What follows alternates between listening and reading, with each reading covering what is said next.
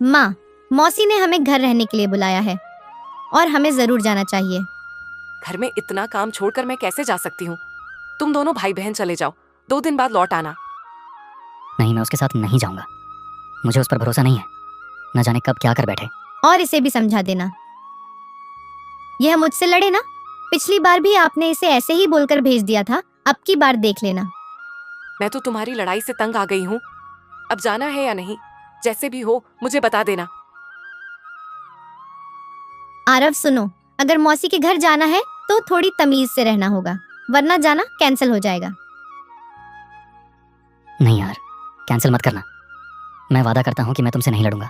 चलो ठीक है, तुम सामान पैक करो, हम कल सुबह मौसी के घर चलते हैं। अच्छा माँ, हम चलते हैं। अच्छा ठीक है, जाओ, मगर खबरदार जो मौसी के घर जाकर लड़े तो। नहीं माँ, भैया ने प्रॉमिस किया है, अब हम नहीं लड़ेंगे। अच्छा चलो ठीक है, दोनों ध्यान से जाना। मौसी को मेरा प्यार देना, लड़ना मत और उन्हें तंग मत करना। अच्छा माँ, अब चलते हैं।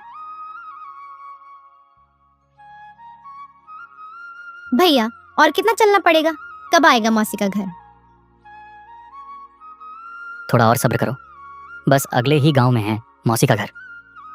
अब तो मुनमुन भी बड़ी हो गई होगी, उसे बहुत दिनों से नहीं देखा। हाँ वह तो है, कई साल हो गए उसे देखे। बहुत पहले देखा था, जब वह छोटी थी।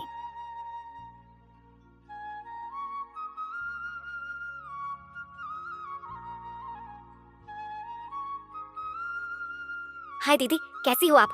हम कितने दिनों बाद मिल रहे हैं। और आरव बेटा, तुम्हारी माँ कैसी है? मौसी, माँ ठीक है, वो आपको अक्सर याद करती रहती हैं। अच्छा, तो वो साथ क्यों नहीं आई? तुम्हें अकेला भेज दिया? आ जाती, कुछ दिन रह लेती। मौसी, माँ कैसे आती? उन्हें बहुत काम होता है, उन्हें घर भी संभालना है और खेतों का काम भी देखना होता है, इसलिए नहीं आ पाई। चलो कोई बात नहीं, आओ बच्चों, अंदर चलकर बात करते हैं। भैया जल्दी खाओ, फिर हम मेले में चलेंगे। वहाँ झूले, खिलौने और बहुत कुछ देखने को मिलेगा। बहुत मजा आएगा। पर हम झूले में नहीं बैठेंगे, क्योंकि मुझे डर लगता है। हम बस मेले में घूमने जाएंगे। ठीक है, पहले खाना खा लो, फिर चलते हैं।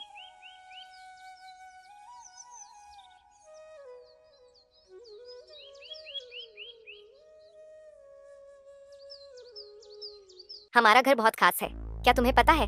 हाँ, सुना तो है कि तुम्हारे घर के नीचे एक सुरंग है जिसमें बहुत सारा खजाना है, लेकिन वह कहाँ है ये नहीं पता। मुझे पता है कि वह सुरंग इसी कमरे के नीचे है और इसमें बहुत सारा खजाना छिपा हुआ है। फिर तो तुम्हें इस धन को बाहर निकाल लेना चाहिए। आखिर क्यों नहीं निकाल लेते तुम?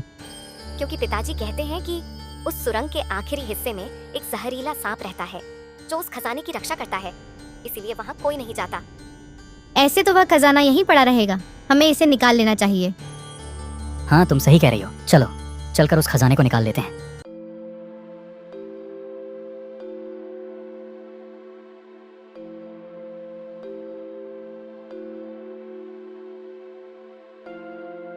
हम खोद तो रहे हैं, लेकिन अगर ये सब झूठ निकला तो? भैया सच में वो सुरंग यही है, तुम खोद कर तो देखो।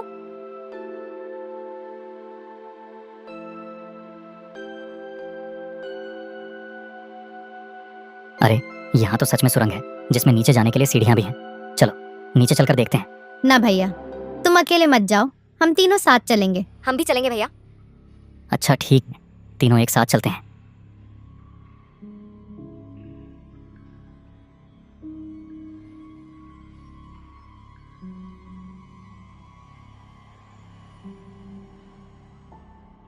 भैया, इतना बड़ा सांप, अब हम क्या करें? हमसे बहुत बड़ी भूल हो गई, हमें वापस चलना चाहिए। हाँ हाँ हाँ हाँ, अब तुम यहाँ से बचकर नहीं जा सकते।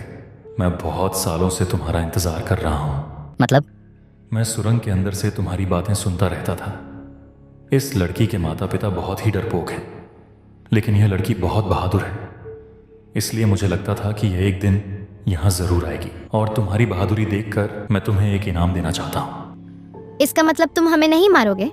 नहीं नहीं, मैं तुम्हें कुछ नहीं करूँगा, बल्कि मैं तुम्हें सारा खजाना देकर अब मुक्त हो जाऊंगा। इस तरह से मुझे भी मुक्ति मिल जाएगी। पर याद रहे, इस खजाने का सही इस्तेमाल करना।